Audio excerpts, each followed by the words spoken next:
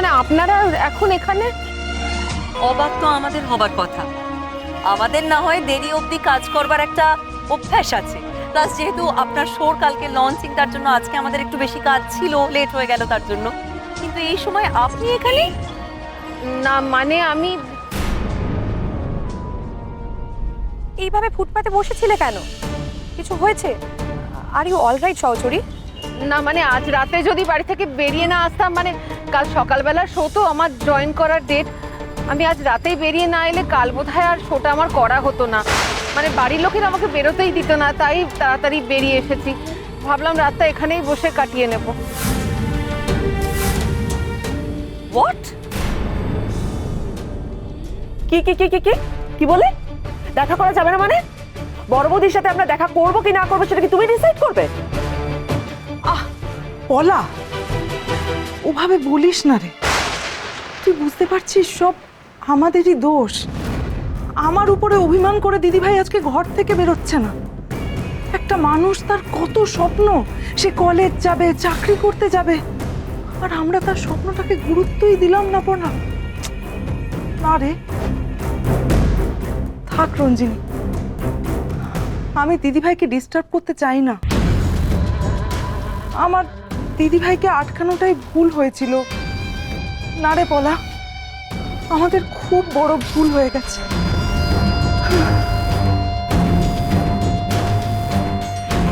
এইসব আপনাদের নাটক, তাই না? আমি সব বুঝতে পারছি। আমি আমার প্রায়শ্চিত্ত স্বরূপ দিদিভাইয়ের জন্য কালকে সকালের ব্রেকফাস্ট করতে চাই। তুমি রান্না? হ্যাঁ। উনি যখন করতে চাইছেন ওনাকে করতে দিন না। আরে তুমি তো রান্নাটাই করতে পারো না। না মানে আমি আমি ফোনে দেখে নেব রেসিপি। ইয়েস হেডমিস্ট্রেস, আপনি যেটা চাইছেন সেটাই হবে। কালকে আপনার বানানো ব্রেকফাস্টই সইমা খাবে। প্রমিস? চল পলা।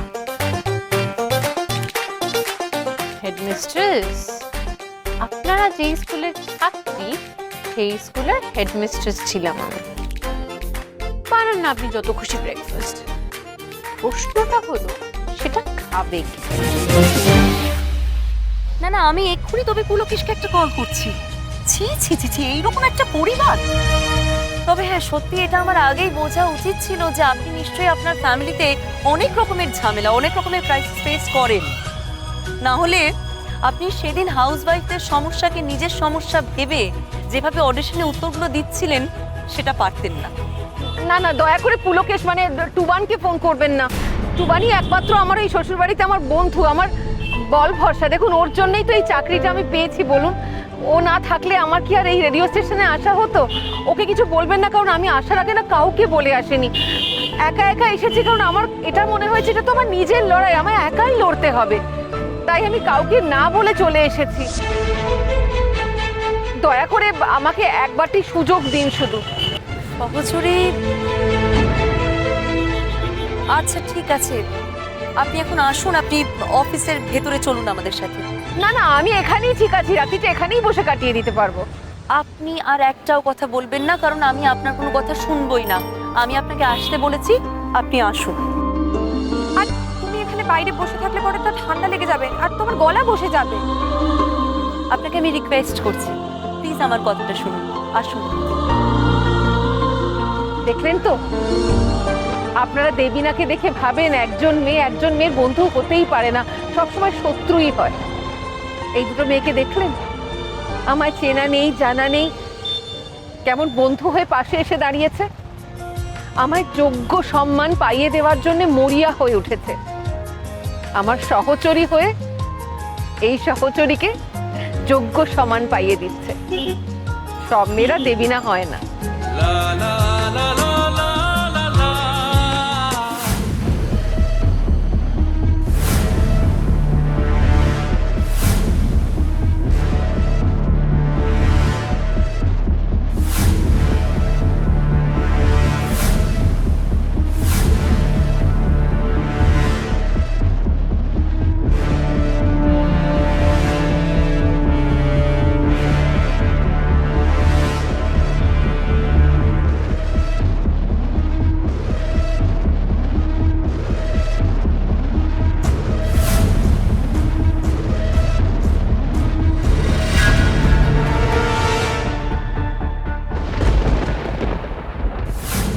তোমাকে যা বলা হয়েছে তাই করবে, যাও।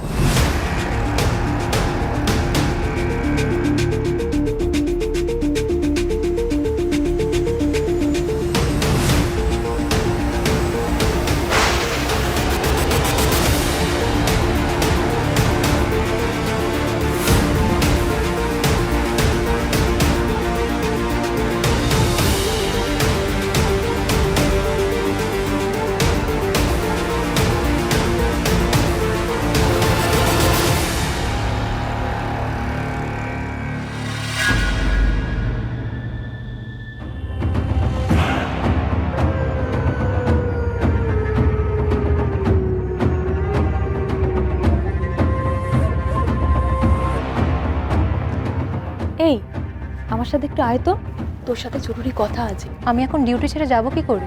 আরে চল না। না না, আমি এখন যেতে পারবো না। আরে চল চল, এক্ষুনি চলে আসবি, চল না।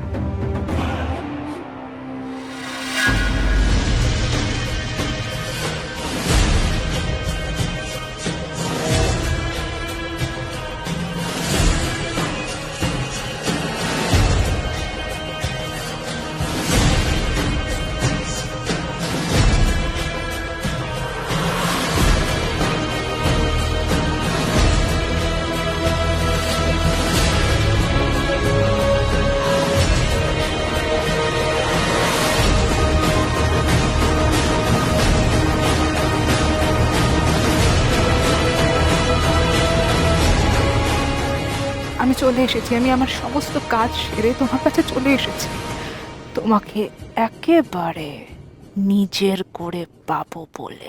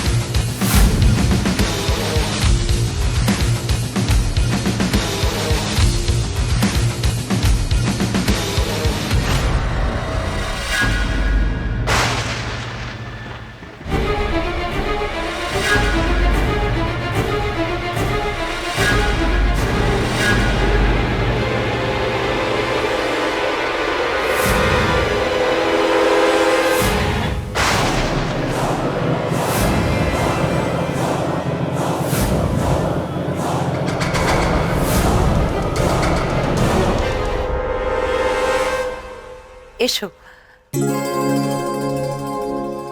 আসলে আমার না বলতেও খুব খারাপ লাগছে, কিন্তু আমাদের এখানে না সেভাবে রেস্টরুম বলতে কিছু নেই, তাই এখানেই আপনাকে একটু অ্যাডজাস্ট করে নিতে হবে। আই মিন মানে এখানেই একটু কষ্ট করে আপনাকে বিশ্রাম করতে হবে। ঠিক আছে, অসুবিধা হবে না। ঠিক আছে, তুমি তাহলে রেস্ট নাও। আচ্ছা, আর একটা কথা বলে যাই, যদি কোনো জিনিসের প্রয়োজন থাকে অবশ্যই আমাদেরকে কল করবেন, প্লিজ প্লিজ দ্বিধা করবেন না। ধন্যবাদ। আর